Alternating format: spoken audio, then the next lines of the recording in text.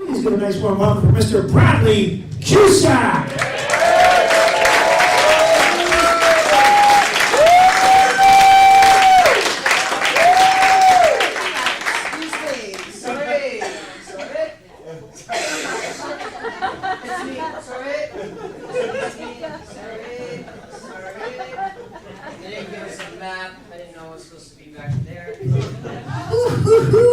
All right, speaking of menopause, can all of the men applause one more time for Elisa?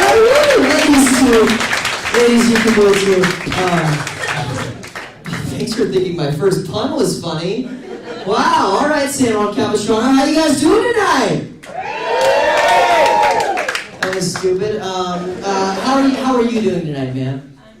You're doing fine? Thanks for that answer. You're doing fine. So, what's really cool about that is there's 3 answers that you could give to the question, how are you doing? Number 1, you could do the repeat of the first one. You could say, woo, one more time, which I would hate. Oh, I hate you if you did that. Thank you so much. Or, second, you could have said fine, or good, or great, because you know I don't really care. And I also don't have the time to discuss it right now. Or 3, you could be honest with the answer. Now, if you would fall into the categories of person number 1 or 3, please change. Like, at least when you're in a show, there's nothing wrong with being honest. Really, there's nothing wrong with being honest. I think that's a huge problem today in our society of people saying, hey, how's it going? And everyone's saying, oh, I'm fine, I'm great, I'm good. And then everyone thinks that everything is fine and great and good. And then everyone posts a Facebook status about how much they hate everything. And you really do hate everything. But it's all about settings. So it's good to be honest, just not like right now when it's all about me. And the problem that I have with the word woo as an answer is, contrary to popular belief, woo, in fact, is not an adjective. Yeah, woo! No, you can't be woo. People can't be woo.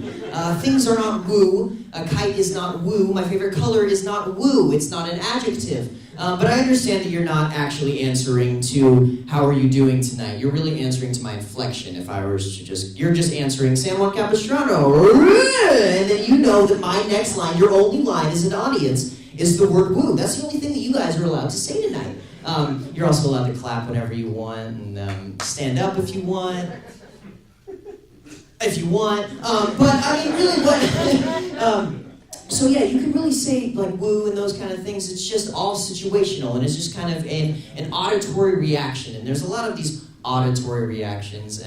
Like for instance, like I said, you were just responding to the way I inflected it. But if I were just if we were to rewind and I was like, San Capistrano, I breastfed till I was 7. Right? Even if you guys didn't want to say woo, even if you didn't say woo, you kind of wanted to. You know, it's all about my inflection.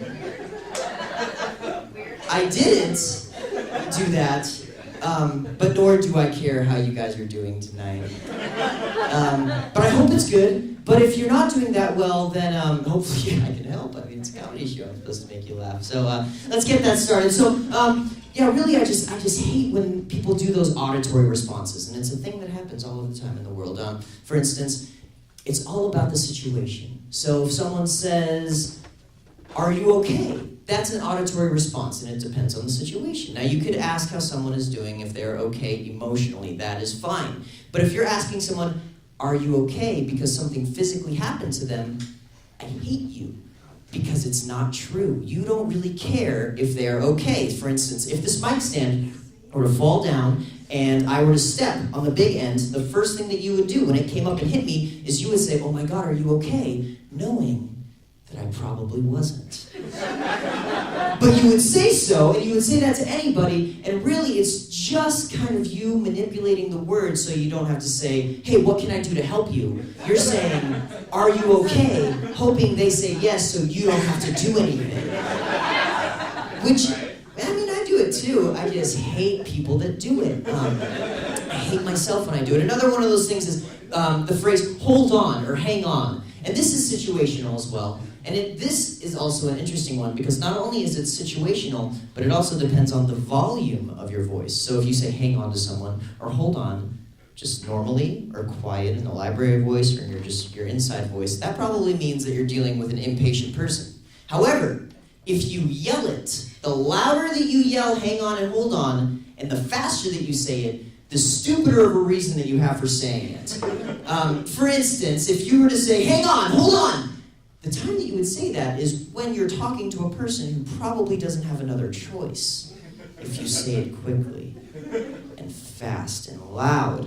Because, like I was watching Indiana Jones the other day, and Indiana Jones, he was playing with a little Indian boy, and I probably could have phrased that differently. But anyway, so he's playing with a little Indian boy, and I thought about it that time, still said it. And this little Indian boy, he's hanging from a cliff, and Indiana Jones is getting his whip ready, and he says, hold on. And if I were that Indian kid, I'd be like, well, duh, that is the literal only instruction that my body knows how to do right now. You're telling me the only thing that I need to do for survival while you're getting ready. A more appropriate thing to say would be, okay, I'm getting my whip ready and then you're gonna grab it. But instead, he says, hold on, which would suck if you were in that dire situation. And I hate people that do that. I hate those situations. I also hate hating things. I think that hate, a lot of people say that love is a word you just throw out there and it doesn't mean anything anymore, but hate often gets overlooked. It's the same kind of thing. People say, I hate this, I hate that, and it's not true. Despite my entire comedic act so far, it's really not true. People don't hate everything, and that's what I'm learning as I'm growing up, is the difference between hating something and disliking something. For instance, when you dislike something, it means that you just wish it didn't exist when it was in front of you. When you hate something, you always wish it didn't exist. Like, for me, I dislike black licorice. You can woo. Thanks. You can also clap and stand in the middle of the act if you guys feel so compelled. But yeah, so I dislike black licorice, but it's only just when it's in front of me. But I hate every single step that I take, every single breath that I give onto this world is carried with a little bit of hate for LAX. Los Angeles Airport, I always wish didn't exist. Thank you for clapping in the back. I'll clap for that myself. You don't have to. This is all about me right now. Woo! I hate LAX so much. And everybody has their reasons for hating LAX. And you know, that, oh, they lost my luggage, I missed my flight, my dad dropped me off there on my 10th birthday and never came back. I've heard it all. But I hate LAX for all of those things, minus the dad thing, and a little bit more of my own thing. LAX, it's really the feeling that it gives you. It's just the worst feeling in the world if you've never been there. I would compare it to the feeling that if you could put yourself in a Cleveland Browns fan position. Forever. Really? There's people that said, aw here? There's like 50 teams in LA, and you guys care? Whatever, that's cool. I guess we're not all bandwagoners. That's good to know about California. That's sympathy. Yeah, but yeah, so it's kind of like that feeling of being a Cleveland Browns fan, or like when you have to go to the DMV, or...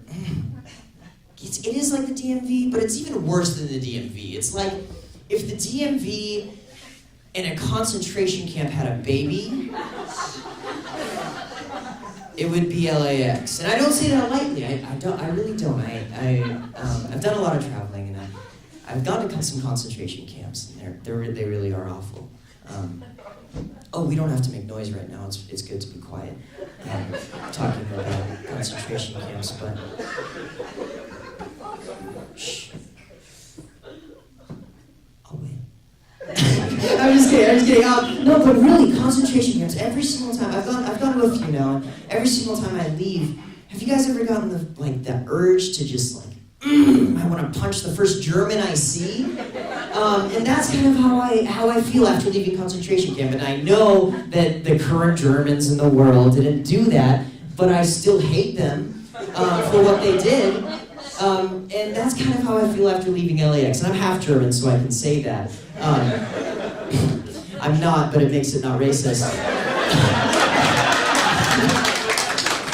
But anyway, so yeah, going through LAX. If you've never gone through LAX, let me kind of walk you through it. I landed internationally there a few years ago, and this is about the time that Ebola was popular. Not popular as in, oh, where can I get some? But popular, just like everyone was talking about Ebola. And when you land in LAX, you go through 3 sets of customs, which is ridiculous. Do you guys think that any of you would need 3 tries to realize that I'm not a terrorist?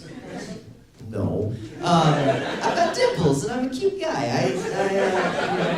I pose no threat to humanity or myself. I'm not strong enough. But anyway, so the very first set of customs, you go and you hand in your passport and you hand in a little letter that says where you've been and how long you've been there. The second one, that's where you get questioned. And after a 12-hour flight, when you're really tired, nobody should talk to you. I think that should be a law. If you're really tired or really hungry, no one should talk to you. I was both of those things. And they asked me, and it says on my card, where you been and how long you been there? And they said, well, Ebola's really big right now. Have you been to Africa for the past 3 months of your travels? And I said, well, it says right there, I've been in Japan, and that's it. But I'm just going to save face, no, I haven't been to Africa. And then they say a second time, are you sure you haven't been to Africa? They really care that I really don't have Ebola, which makes sense. It's a bad thing. But I was pissed that he didn't believe me. And also, a little part of me was like, why would he ask a second time? Because you're the airport, so you should know where I've been and how long I've been there. So maybe I did go to Africa. Otherwise, you wouldn't ask me. I don't know. Well, anyway, I said, well, I got my senses together, and I said, no, I hadn't been to Africa. And then he asked me a third time. He says, have you been in the last 3.5 months in a room with some sickly-looking African people? And this is where I drew the line. And I hate LAX so much that I just want to cause the most harm to LAX that I could, without being a terrorist, of course. So I look at him right in the eye, and I think, you know what? What can I do to really screw over LAX? And I look at him, and I said,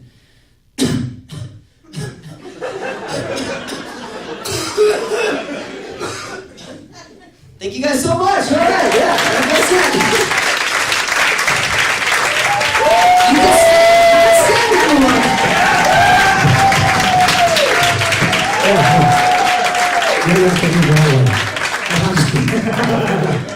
Okay, Bradley Cusack, folks. Bradley Cusack.